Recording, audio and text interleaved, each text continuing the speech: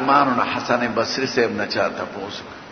وی دا وړي جنکه چې سکول ته زی مکتب ته مدرسو ته دوی ته کتل څنګه دی وی چې کومې جنې تستا طبیعت کتو واړي هغه ته بقطن نه ګوره د شپږو کارونه پس جنې اندامونه غټيږي شانم او د مخنم اگر چې بالغ شي ویني نو نابالغ جنکو ته بن ګوره نابالغ وته هغه لکان چې دا غوی ګیری نه راغله هغه ته بن ګوره ځکه دا غي مثالم د جنکو نو تقاضا ورته د بد عملو پیدا کی او امام غزالی وی احیاء العلوم کې وی د الک محقمین او عشق دا د جنین زیات خطرناک او خطرناک پدې چې جنین سره خو یو شرعي یو د جایز صورت خوشته کنه چې لوی شي نکاح ور سره وتړي الک سره خدا سنت نشته اگر چې اوس د خلق خدا سے شروع کړ اخباراتو کې بتا سوینه دا به حیا ملکونه دا به غیرت جنې د جنې سره نکاح کوي اوس پاکستان کې یو کیس دی لاهور او فیصل آباد او په لندن کې په امریکا کې الک د الک سره نکاح تړي او جنې د جنې سره نکاح تړي او ایران ته ځتل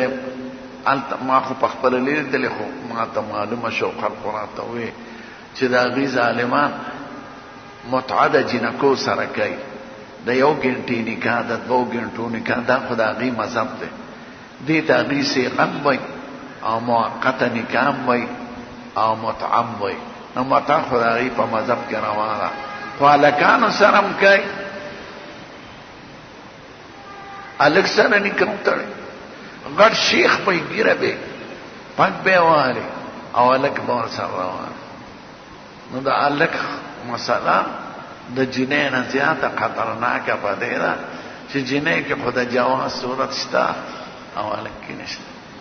نو هغه جنکه چې مدرسو ته سکولونو ته ځي او خلق ورته طبيعت غواړي چې ګوره هغه ته قتل بند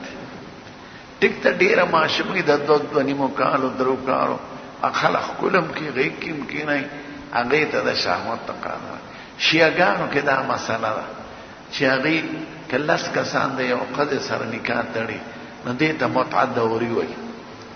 نو یو ګنټه ستا شو دویمه ګنټه زما شو درېمه ستا شو سره